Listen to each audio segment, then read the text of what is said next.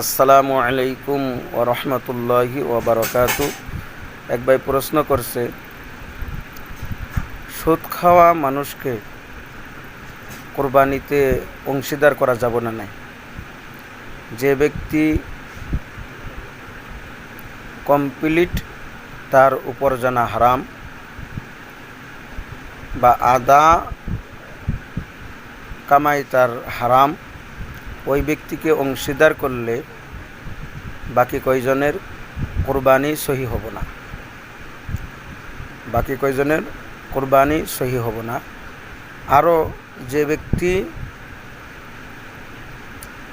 গোশত খাওয়ার নিয়তে বা মানুষ দেখানোর নিয়তে বা বিভিন্ন আল্লাহকে রাজি খুশি করার জন্য যে কোরবানি করে না, তাকেও অংশীদার করলে বাকি কয়জনের কোরবানি হবে না। যে কয়জন মিলা কোরবানি করব, ওর মাঝের থেকে যদি একজন মানুষকে দেখানোর জন্য গোশত খাওয়ার নিয়তে কোরবানি করে বা যদি কোরবানি না দেয়, মানুষে ইডা ওডা কব, তাহলে ওই ব্যক্তিকে শরিক করলে বাকি সব মানুষের কোরবানি কি হব? ব্যর্থ যাব, কোরবানি হব না। কারণ কথা হইল, তাহলে আমরা শরিক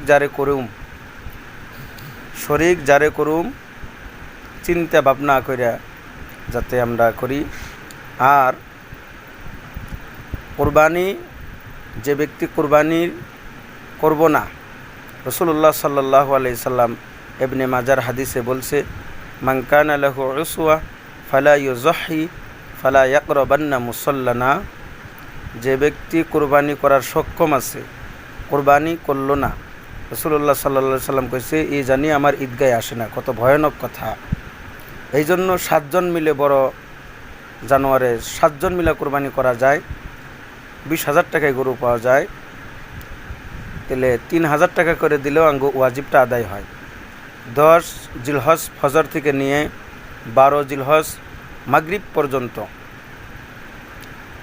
যে সাহেবে নিসাব থাকবো কোরবানির, এই ব্যক্তি যদি কোরবানি না করে, তাহলে মুতাওয়াসিত দরজার একটা জানোয়ার তার উপরে ওয়াজিব সদকা করে দেওয়ার জন্য, সদকা করে দেওয়া ওয়াজিব তার উপরে। কথা হইল, আমরা সবে ইনশাআল্লাহ অন্তর থেকে কোরবানি করুম। রাসূলুল্লাহ সাল্লাল্লাহু আলাইহি সাল্লাম বলছে, যে ব্যক্তি কোরবানি করলো আর ওই জানোয়ারের শরীরে যত পশম থাকে, আল্লাহ অতগুলো নেকি দান করে। হাজা মা ইনদি, আল্লাহু আ'লাম।